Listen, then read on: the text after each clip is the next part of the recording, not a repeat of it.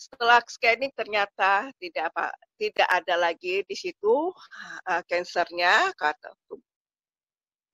mungkin ya terima kasih ya karena sudah dibuang waktu itu dipotong. Oke. Kemudian maka saya dapatnya kemo oral. Emang sih kalau awal-awal itu kayaknya risih. Lama-lama sebulan kemudian biasa aja saya. Sebulan lebih biasa aja.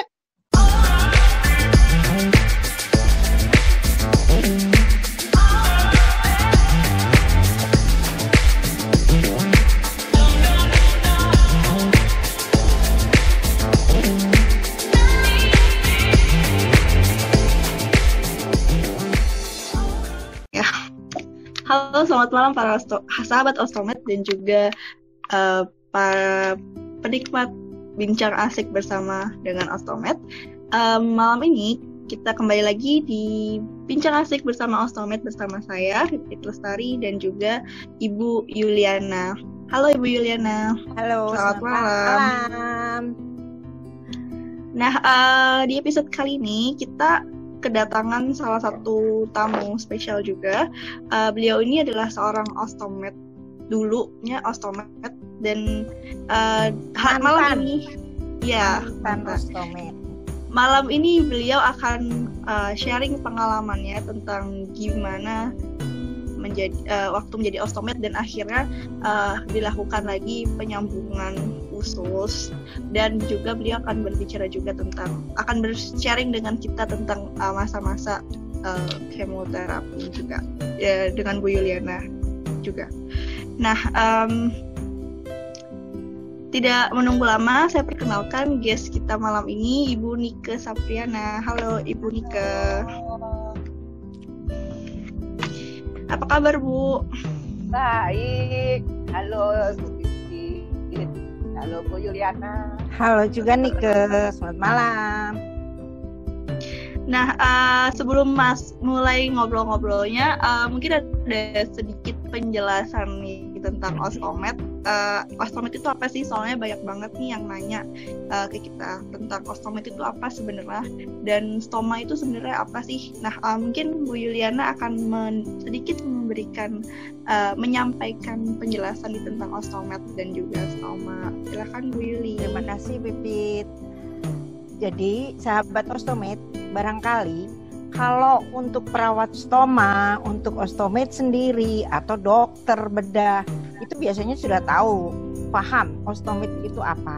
Tapi kalau secara awam, orang awam, pada saat saya bertemu dengan orang, saya menyatakan bahwa saya ostomed, mereka tidak akan tahu. Jadi ostomed itu adalah karena sesuatu hal, karena penyakit, kecelakaan, atau bawaan dari lahir, itu dengan terpaksa, ya karena terpaksa bukan kemauan sendiri, terpaksa harus dibuatkan lubang pembuangan di perut untuk pembuangan BAB maupun BAK, tergantung kasusnya di mana. Kalau kasusnya di usus, itu usus dan rektum itu biasanya dibuatkan stoma. Nah, istilahnya stoma itu pembuangan itu untuk BAB. Kalau yang bermasalah dengan saluran kencing itu biasanya dibuatkan juga, itu namanya urostomi. Nah, kalau umpamanya ini stoma itu bisa permanen, juga bisa sementara. Kalau permanen biasanya itu sudah tidak bisa disambung lagi.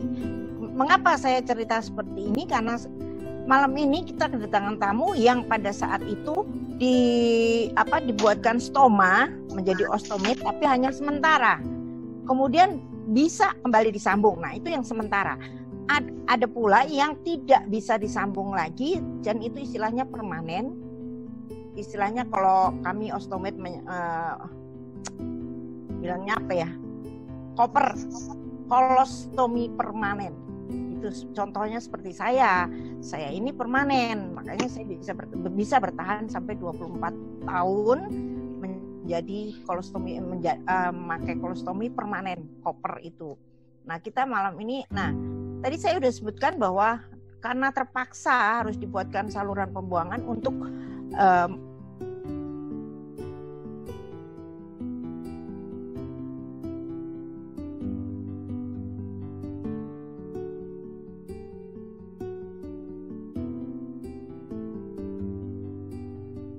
itu namanya stoma. Ya, Bu. Tadi suaranya macet-macet, bisa diulang lagi nggak yang terakhir tadi apa? Oke. Jadi mengenai kolostomi ya. Mengenai apa ya yang agak kurang jelas. Jadi begitu. Yang terakhir dibicarain tadi, kalimat terakhir. Jadi malam ini kita akan bicara dengan seseorang yang dibuatkan stoma itu hanya sementara. Nah, dan kemudian bisa disambung kembali seperti Ibu Nike ini nanti yang akan kita kita bahas, dan kita akan dengarkan ceritanya bagaimana itu. Nah, itu sekelumit kisah mengenai cerita mengenai ostomit adalah orang yang dibuatkan saluran pembuangan di perutnya, dan istilah saluran itu yang keluar dari perut itu adalah stoma, dan kami itu membutuhkan kantong-kantong untuk penampungan itu. Nah, silahkan Pipit, barangkali itu sudah cukup jelas. Silahkan untuk ini sekarang pindah ke Pipit, dan barangkali Ibu Nike nanti akan menjelaskan bagaimana rasanya setelah disambung atau pada saat jadi ostomit. Silahkan. Ya Bu, terima kasih.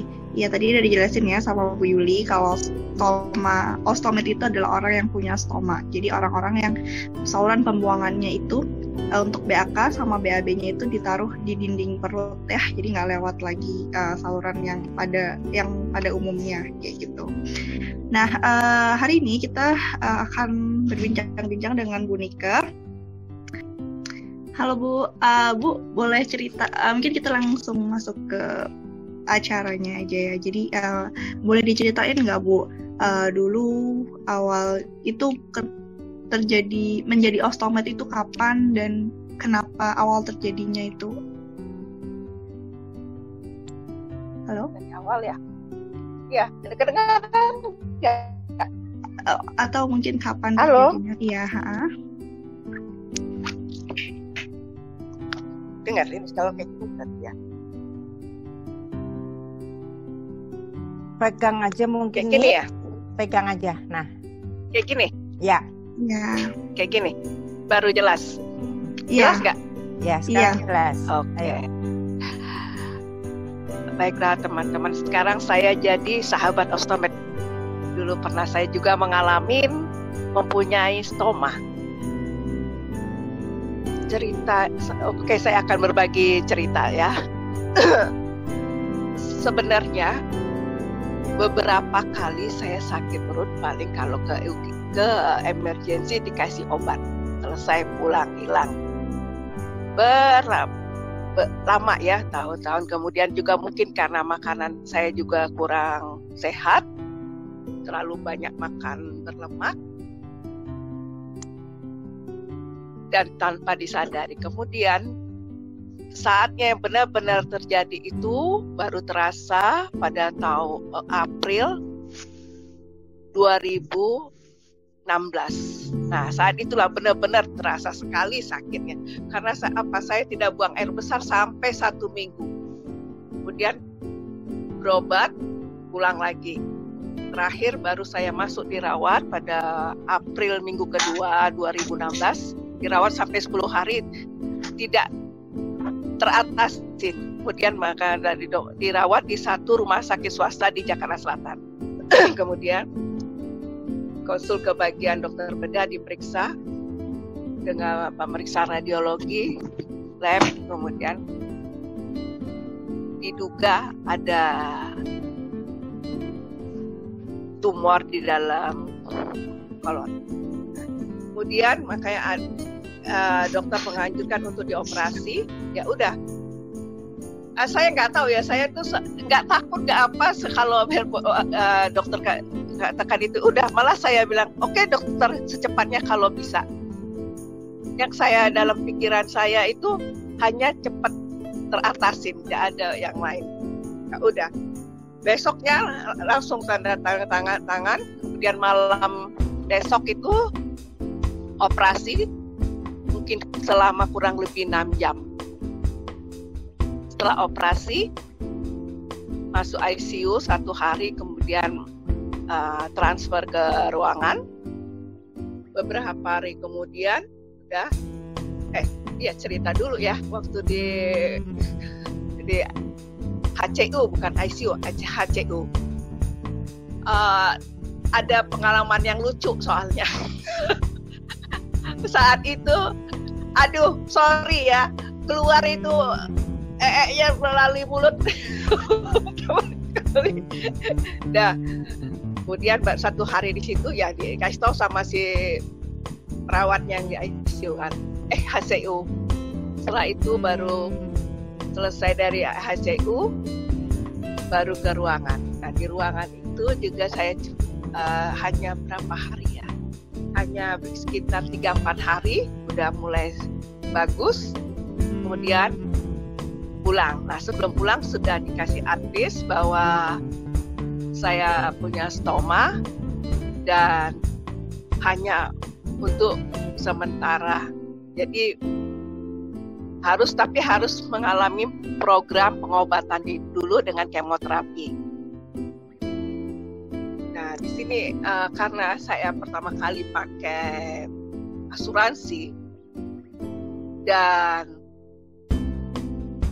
tidak banyak mengeluarkan uang, kemudian ada asuransi ditambah lagi dengan uang pribadi lagi ya. Nah kemudian dokternya menawarkan lagi dengan kemoterapi katanya mungkin hanya dalam waktu 3 bulan, tapi kan uang saya udah habis dan saya telah jadi anggota BPJS, makanya kemudian saya tidak melanjutkan berobat di rumah sakit swasta tersebut, saya melanjutkan berobat ke rumah sakit pemerintah di BPJS dengan menggunakan BPJS saya. Pada saat inilah ada proses di sini, karena saya harus ngurus ke Paskes 1 dulu, kemudian rujukan, dan kemudian baru ke Rumah Sakit Pusat Kanker Indonesia, itu Darmais. Nah ini memerlukan waktu mungkin kurang lebih sekitar 3 bulanan ya, 2 bulan lebih lah, 2 bulan lebih. Tapi untungnya sudah dioperasi. Sudah sampai ke Rumah Sakit Darmais, dokternya cuti. Harus nunggu lagi 2 minggu lebih deh, akhirnya buat Agustus baru mulai. Tapi sepanjang dalam proses ini saya begitu selesai operasi, jadi saya sudah sebagai ostomed, saya sudah mulai untuk pola hidup sehat sama pada makanan. Jadi benar-benar itu makannya diperhatiin. Kan kalau dulu kan sembarangan waktunya, kadang telat dalam waktunya makan. Kalau setelah ini, saya perhatikan. Nah, selesai itu baru ke dokter. Nah, waktu di Rumah Sakit Darmais, saya dapat Dokter Ronald, kemudian mau di kemo, tetapi harus foto lagi ulang, scanning kolonoskopi, scanning abdomen dan pelvis. Setelah scanning ternyata tidak ada lagi di situ kansernya. Mungkin ya terima kasih ya, karena sudah dibuang waktu itu, dipotong. Kemudian makanya saya dapatnya kemo oral. Kemo oral ini saya dikasih Seloda yang minumnya 2 kali 4 tablet dan waktunya harus sama selama 8 seri. Nah di sini juga banyak juga ada side effect daripada Seloda ini.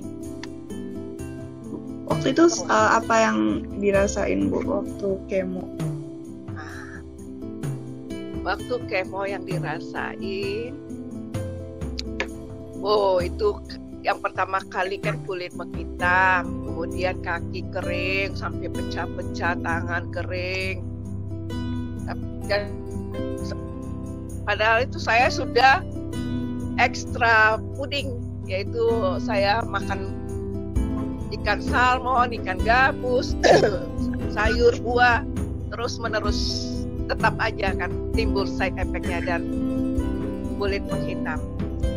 Sampai-sampai pada saat itu sampai saya perlu bantuan lagi ke dokter lagi untuk mengatasi kulit itu. Dan perih loh, bukannya nggak perih. Jadi kalau pakai sendal atau sepatu aja kadang-kadang ketinggalan. Jadi saya ganti sepatunya. Ajuran dokter. Jadi kan cari sepatu atau sendal yang kakinya dikurungin biar nggak ketinggalan. Sudah itu alasnya harus lembut biar nggak sakit injaknya. Nah di saat inilah saya pas waktu itu bulan September saya ada seminar di RSPP, terus ada walker kan. Nah saya hadir di situ, kemudian ketemu sama Ibu Wida. Nah Bu Wida ngundang saya kalau ada kesulitan apa dalam gini, kalau lagi jadi osteomed apa segala ya. Udah pada suatu hari saya pergi langsung ke walker di Soleh Iskandar ya. Padahal saya nggak tahu loh. Sama telepon cari ke sana, dan yang sampai sana Bu Wida sendiri yang merawat kaki saya. Dikasih segala macam, udah akhirnya pulang. Kemudian sempat juga saya ke sana lagi. Sudah ada spa belum ya waktu itu di sana ya? Belum ya? Belum. Ya udah itu dulu. Belum. Jadi saya masih udah berobat lagi ke dokter Ronald. Dokter Ronald saya kasih tahu, nih minta dong yang kayak gini. Saya bilang, tolong kakinya sakit sekali, kalau bisa diresepin. Tapi kalau yang krem-krem lain kan ada batasan, kalau BPJS itu kan ada yang tidak tercover, ada yang tercover. Kalau itu tercover saya pakai ini. Nah Bu, masih juga loh pecah-pecah. Ya Bu, pecah-pecah masih ya. Masih pecah-pecah. Terakhir akhirnya dikonsulin ke dokter kulit. Sebentar ya, ada itu ya bahannya. Mungkin saya bisa sedikit tambahkan ya. Oh iya, efek dari kemoterapi itu untuk masing-masing orang itu berbeda.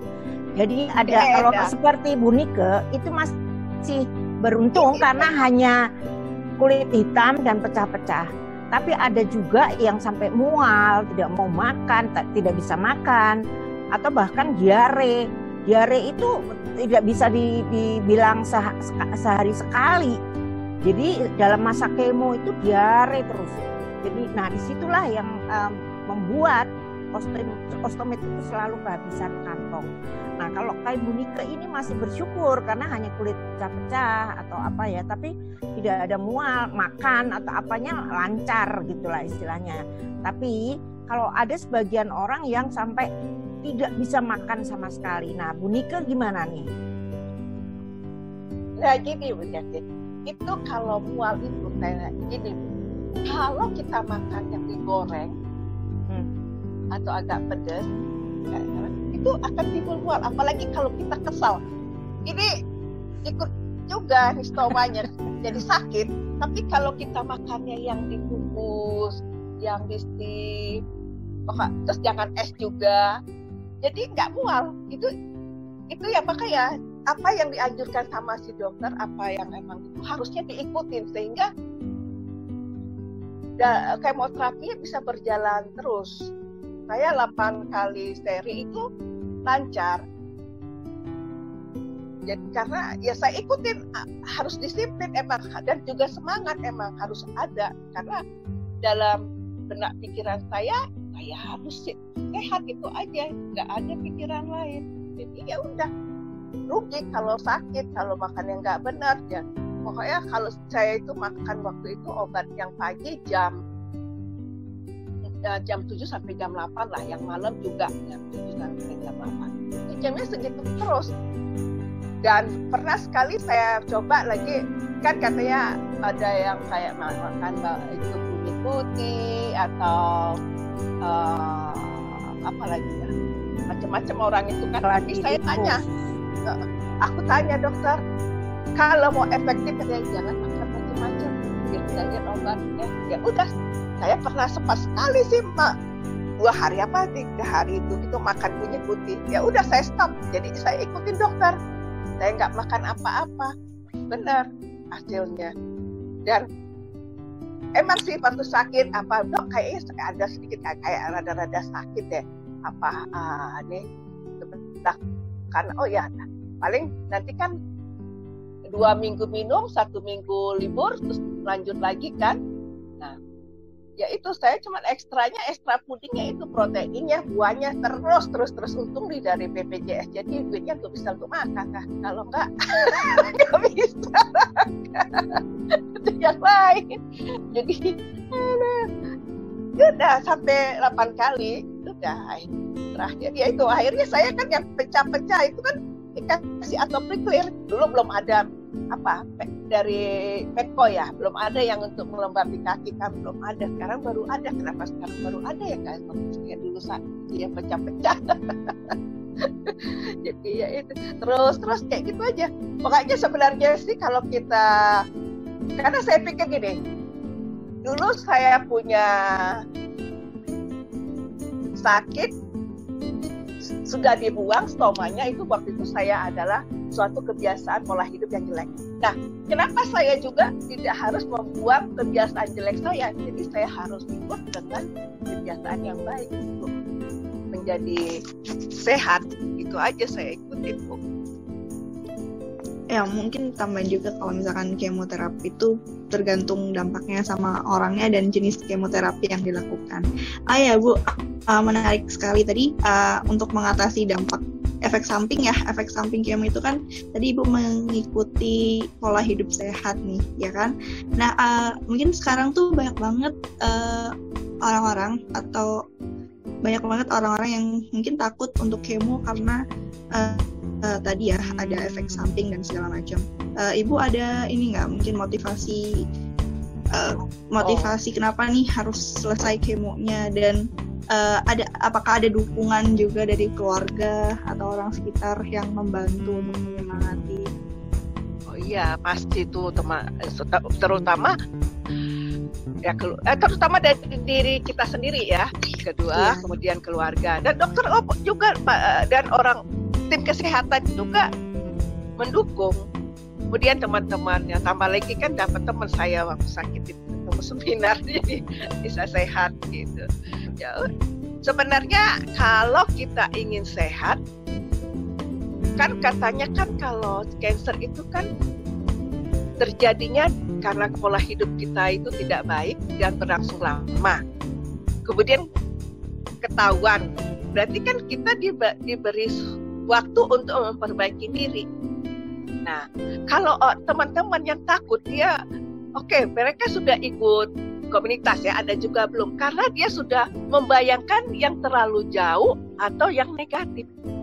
Karena orang-orang nanti datang, tidak usah itu, obat kemo itu keras. Padahal kan emang kalau orang cancer emang harus kemo, tapi sebelum kemo, kalau sekarang itu sudah ada lagi, harus kita siapkan diri kita mental, dan pertama adalah imun kita harus ditingkatkan.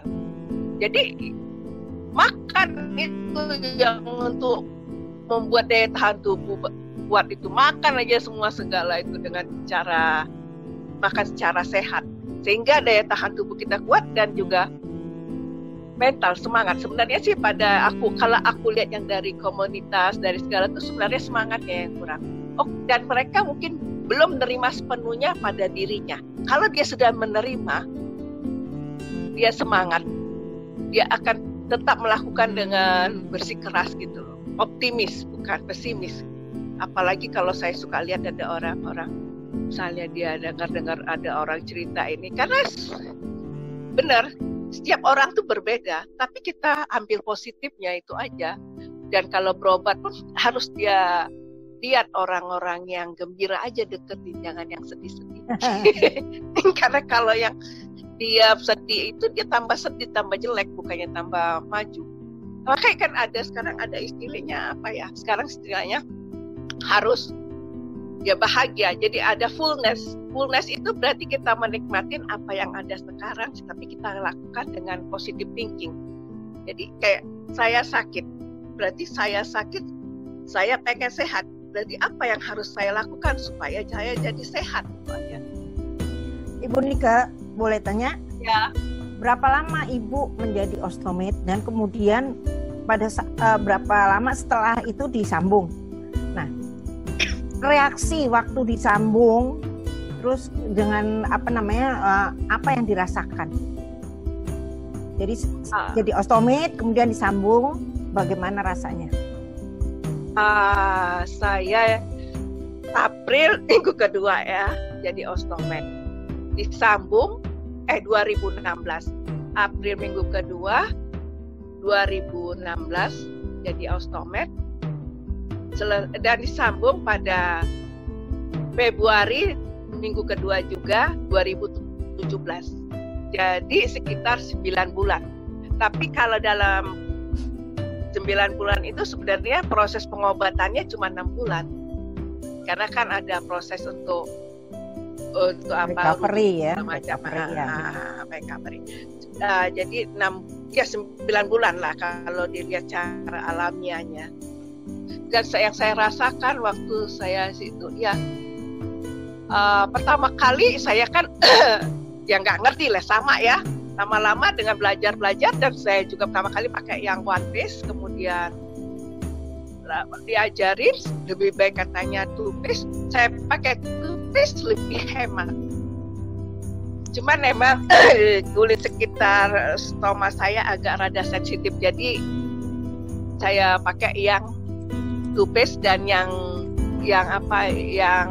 comfortable. Pertama kali pakai kebalik. Pertama kali saya pakai Convatec, lumayan ngurasin kantong kalau Convatec. Baru setelah itu pakai Convatec terus Hollister. Tapi emang yang harus comfortable yang saya pakai Comfort itu, nggak bisa pakai yang plastik, gatel lecet. Dan ditambah lagi dengan pakai bel jadi tenang. Baru kalau pergi jauh-jauh saya baru double lagi pakai korset biasa sih. Yang saya rasakan apa ya, biasa aja ya. Emang sih awal-awal itu kayaknya risih. Lama-lama sebulan kemudian biasa aja saya. Sebulan lebih biasa aja. Cuman kalau penuh aja, oh ya ada penuh, langsung ke situ. Dan kayaknya juga kalau kita makannya diatur, jamnya diatur, sama keluarnya sama waktunya, kayak gitu aja sih Bu, nggak terlalu ini. Apa mungkin saya emang orangnya terlalu cuek ya, jadinya tenang-tenang aja gitu. Atau kan harus mekanisme seorang itu yang harus gimana dulu kan, kalau orangnya sudah siap dengan apa dan terima mungkin lah. Jadi kalau saran saya, terimalah dulu kalau sudah dipasang stoma. Tapi tolong kalau yang ada keluarga, biarkan pasiennya harus tahu. Kalau nggak tahu gimana dia, kalau obatin banyak itu pasiennya nggak boleh tahu sama saudara-saudaranya. Padahal dia yang jalani dia sendiri kan. Gimana mau jadi dia jalani dengan sepenuhnya kalau dia nggak boleh dikasih tahu. Mesti lebih baik dikasih tahu aja, itu aja. Jadi dia siap terimanya.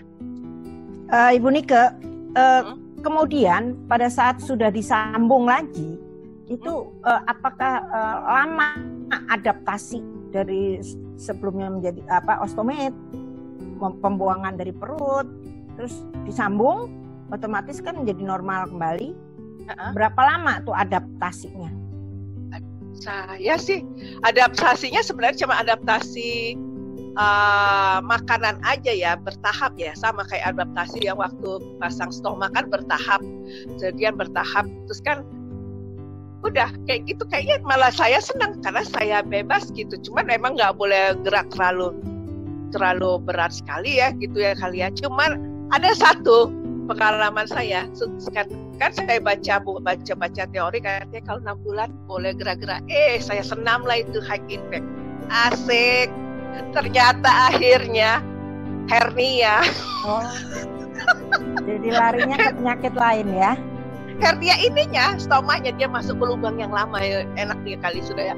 Terus ya saya ketemu sama dokter bedanya lagi. Dok, ini keluar, udah pakai kosit, nggak mau, saya mau yang dioperasi. Ya udah, kasih lagi, benerin, udah selesai sekarang. Kayaknya enak kok Bu, nggak terlalu masalah. Mungkin saya bisa mindfulness kali ya, mindfulness ya, jadi nggak masalah. Kalau ya itu aja. Jadi kalau positif ya. Jadi kalau menurut Bu Nike, berapa lama sih sebetulnya seorang ostomed untuk melakukan penyambungan kembali itu yang normal, maksudnya itu yang pasti safe lah. Itu berapa lama kira-kira? Bu, nggak bisa kita berapa lama. Tergantung kondisi si pasien. Cuman kalau dia dokternya bilang ini perlu mungkin sekian 6 bulan ya. Biasa ada yang cuma hanya sampai 3 bulan. Saya dapat tuh ada 2 bulan, 3 bulan. Ini kan tergantung case-nya ya, apa yang terjadi dalam apanya itu. Yang penting dia ikutin, jalani dengan senang apa yang diadvis dokter, sehingga dokter yang ngobatin pun juga senang, kita juga senang, jadi bisa ketemu gitu loh, cepat. Dan dari ada ya 3 bulan, ada yang 4 bulan. Kalau saya jadi 6 bulan ya, karena 3 bulan itu kan proses itu yang rujuk-rujukan. Jadi ya saya ikutin. Orang pernah saya naik-naik, kata dokter Rana apa, udah gak usah lihat-lihat yang lain, pusing nanti, jalanin aja apa. Katanya jangan fokus aja ke depan, katanya jangan lihat kanan kiri, jangan terlalu jauh pikirannya. Iya dokter, ya udah saya ikutin. Yang penting kayak tahan tubuh, jaga, ya udah. Jadi 6 bulan itu sebenarnya sih cepat. Ya itu sebenarnya kalau saya ngajak teman-teman, mari teman-teman, kalau enggak benar mau berubah, mau menjadi lebih baik, itu semua akan cepat berjalan dan semua cepat juga akan tibanya. Jadi jalanilah dengan disiplin, itu aja, dan semangat. Jadi positive thinking, semangat, mindfulness. Apakah pola makan atau ini udah normal kembali atau masih menjaga? Maksudnya masih menjaga juga makanan yang sama saja di ostomed sama setelah disambung? Ya saya selalu Bu, karena kan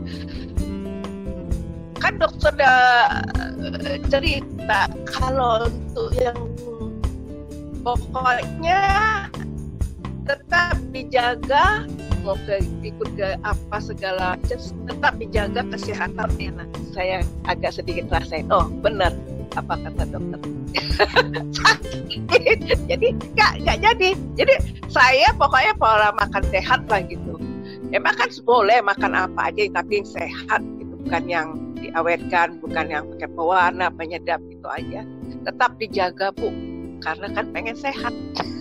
Tapi soto Betawi masih makan kan, enak loh.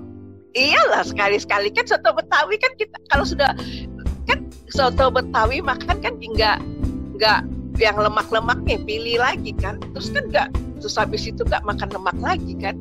Nah tinggal dikasih itu aja berapa kalorinya. Orang pernah aku beratnya lebih itu ditegur sama si dokter, itu berat badan kelebihan katanya. Jaga katanya gitu, hati-hati usus ya. Nah cuman sekarang lagi pandemik, dokternya nggak ini nggak negor. Karena udah kelebihan, ini sekarang mau nurunin lagi. Pipit, barangkali ada yang mau ditanyakan? Iya, menarik sekali. Jadi Ibu Nike tuh selalu berpikir positif ya apapun yang terjadi. Jadi untuk masalah kapan bisa disambung, mungkin juga setelah ini ya pengobatannya selesai dan tergantung permasalahan case-nya apa.